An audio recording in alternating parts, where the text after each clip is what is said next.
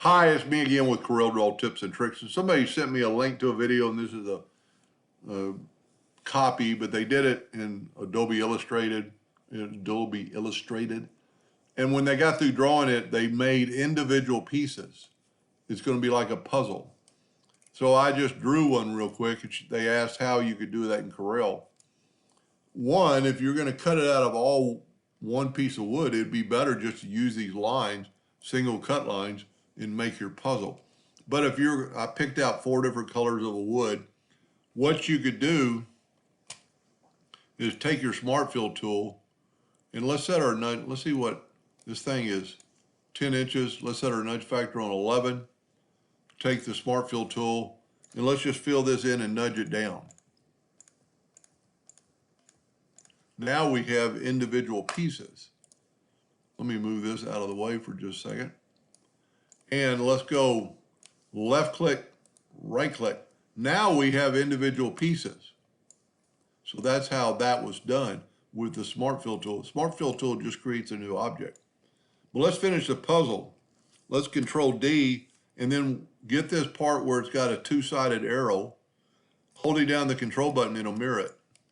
Grab both these, Control D, holding down this control button still, and you've got that.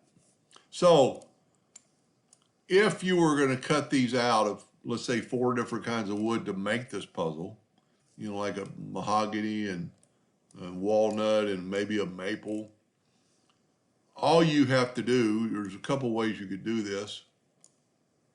Let's get this a little closer. Just kind of pick what wood you're going to want. Let's say I want this wood right here to be that color. Well, a couple of things you could do. If you know what it was, you could just drag it in there, but we could use the Smart Fill tool and go right here to the eyedropper tool and take a sample of that and put it there. And then let's say we want to use it again there and there and there. Then you want another color for the other part. You grab the eyedropper tool, grab that brown. Let's say we're going to use it there, there, and there, there, and there. And then so we're going to just use 4 different colors of wood. I don't like those double. So we're going to make that a darker color. And this just give you an idea if you were going to cut it out. Take a sample of that wood, go there, there, there, there, and there.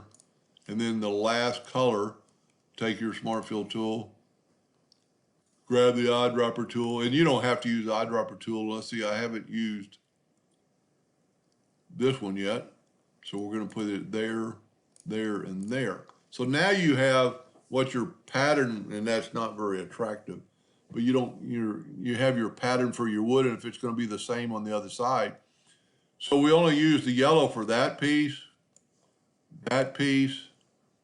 and that piece, but we use this brown for this piece, and if you did it kind of like that, kind of get them all together, and then we use the dark brown for all these pieces. And if you were going to cut it out of some wood, I'm going to show you how to save some wood. I'm not going to do that last one, but let's say you have a little sheet of wood and you'd want these close as you can get them. It doesn't matter if you rotate them. You know, you're going to put them back in that puzzle. So if you got these pieces close, it would take less wood. And let's say you got a piece of wood, you know, this big to cut it out of, those would all fit. Same thing on this side. Just rotate this guy to make it kind of fit on that angle. And I'm not going to take a lot of time, but just get all these in and then cut this out at another piece of wood. Of course, you'd want to stack them up, make them a little, you know, I'd actually cut them like this. I would, let me lock my piece of wood so it won't move around on us. Go to lock and lock, and then grab that piece right there and turn it to where it's kind of, well, I grab both of them. That's not really a problem. And then grab that piece and put it up here in the wood. Grab that piece, put it up here in the lock sometimes will do that and make it a little difficult. And then grab this one, hit that, rotate it.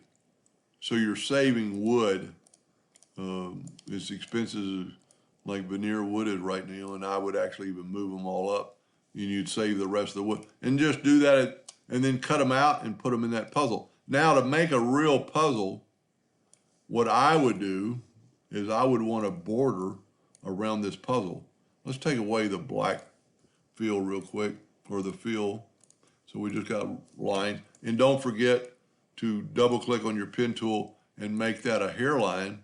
And I always use red to signify a hairline. So you've got a puzzle, but it needs to go in somewhere.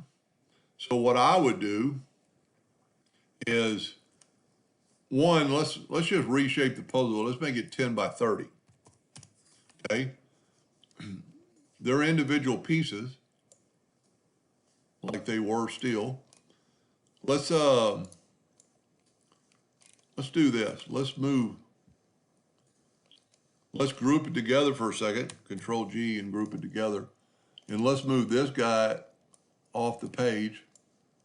Let's hit our object in the center of the page. And if you remember it's 10 by 30, just take a rectangle and with your ratio unlocked, let's make it 12 by 32.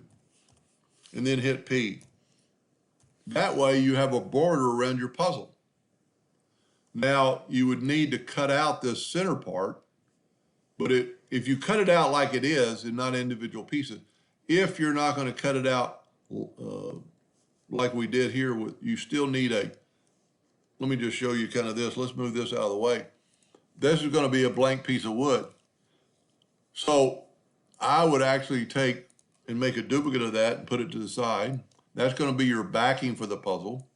Take this item right here, hold down the shift key and double click the rectangle tool. That put a rectangle around it. And then cut this out of another piece of wood.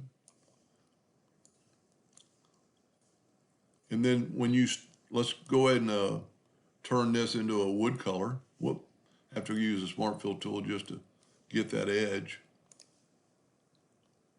And then let's make this backing, let's just make it a yellow.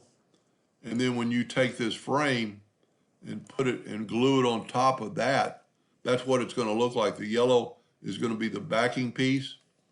Let's Control D. And Control G. Put that in the center of the page. And then when you take your puzzle and put it in the center of the page, of course, we can't see it. We can go to Object, Order, Front of Page. So your puzzle pieces would fit inside of that little shallow well that's the same thickness as the other ones. Kind of keep the puzzle together. That's probably more information than they wanted, but that's how you would segregate those individual pieces. Hope that helped. Thank you for watching.